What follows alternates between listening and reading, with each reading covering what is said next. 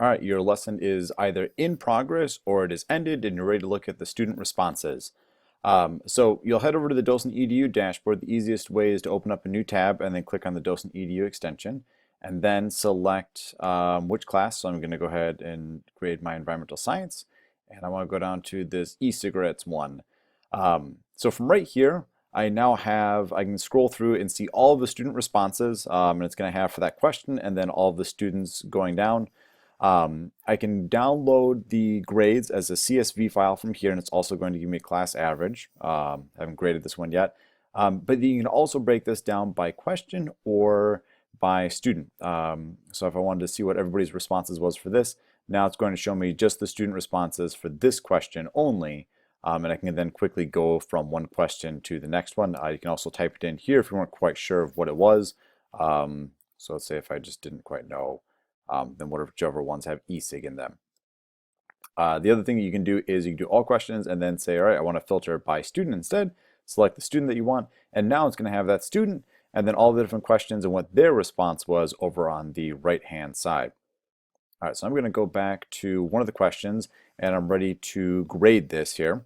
And so what you can do is you just go ahead and click right there and then start typing it in. And you can go down to the next one by just simply hitting tab. And then just entering in what the score was that the students got. So I'm going to go down to some of the other ones here.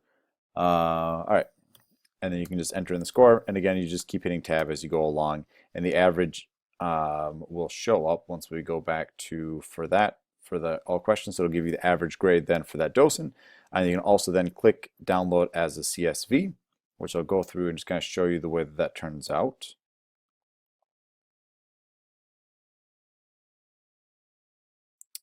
And here we go. All right, so when I download a CSV file for just the docent, it's going to give me just for that lesson, it's going to give me the student's name, their email address, and then what their grade was for it. Now I haven't finished grading this docent yet, so the grades are incomplete.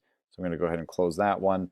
And then if we ended up doing it instead for the entire class, we did all docents, we can also do the same thing. And then in this case, what it's going to do is give me a CSV file that has the student's name, then the date for that, and then also the title of that lesson, and then it ends up giving me the average score for that docent of what the student got. And so I can just kind of scroll across and it'll show me all those numbers, and then you can import, say, like the CSV file into Google Sheets and do any kind of modifications you want to there for the grades if you're grading on a curve.